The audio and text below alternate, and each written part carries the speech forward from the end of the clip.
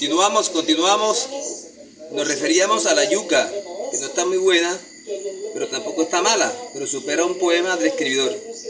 El escribidor es alguien de Cartagena que hizo un buen trabajo muy importante acerca de la champeta, la historia de la champeta, y hace buenos artículos, buenas notas y buenas crónicas. Pero él cree que la poesía es el poema. ¿Y qué es el poema?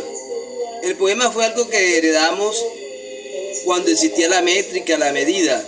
Eso es una herencia europea, española.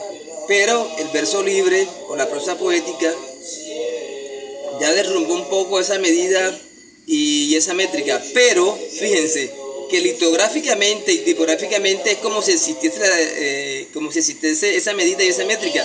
Porque tendemos a cortar la línea que llaman verso en mitad de la hoja o antes de que termine el renglón de la hoja.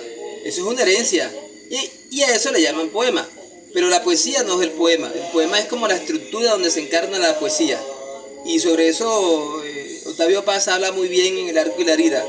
Entonces, frente al espejismo del poema y estas personas como el escribidor que intentan el poema, entonces él escribió un libro bastante osado sobre el amor, lo amoroso, que recuerden a Rilke son los temas más difíciles. Entonces se le hizo una crítica necesaria.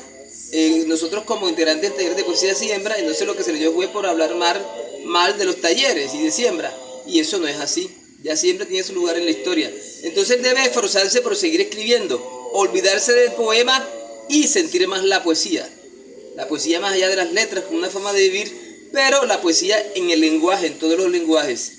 Miguel Iriarte, usted que es un poeta, mándeme la revista Vía 40 de los cronistas, de las crónicas del Caribe. Pero a ese libro le vamos a agregar otros cronistas. Luis Vargas Tejada. Bueno, ¿quién va a decir que Luis Vargas Tejada no es un poeta? Porque es autor de crónicas. Héctor Rojas Erazo, García Márquez. El nuevo periodismo colombiano y norteamericano. Entonces, vamos a conseguir esa revista y vamos a hacer ese taller.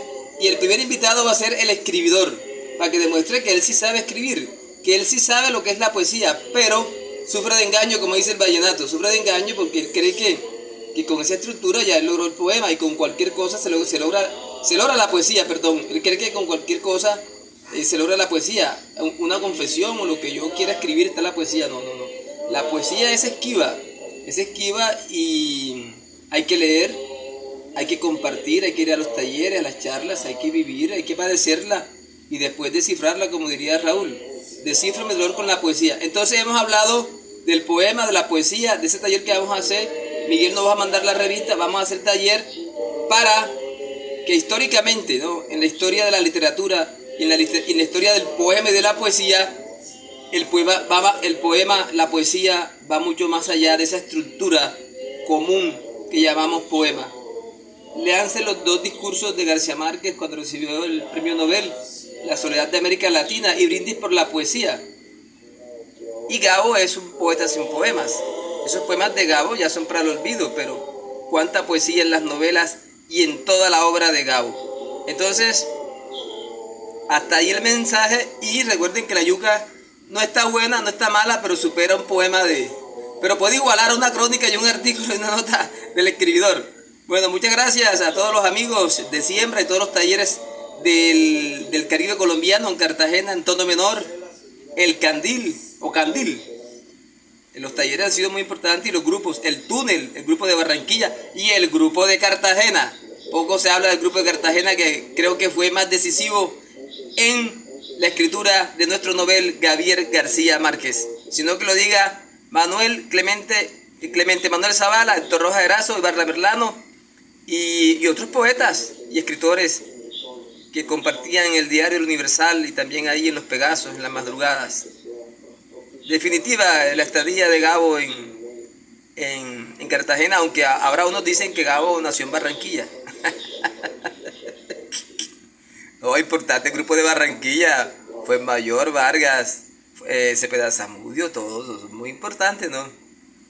Pero la Cueva, todo eso, pero Cartagena, ese libro de nuestro maestro Jorge García Busta y la carátula que hace el Panti. Después vinieron otras ediciones con otros títulos y con otras ilustraciones. Pero por favor busquen ahí, vayan a la casa de la maestra Rocío Ella tiene libros ahí de esa edición, primera edición, cómo aprendió a escribir García Márquez y esa caricatura del panty que lo dice todo. Gratísimas y un buen día. Y recuerden que la yuca no está mala, no está buena, pero tampoco está mala.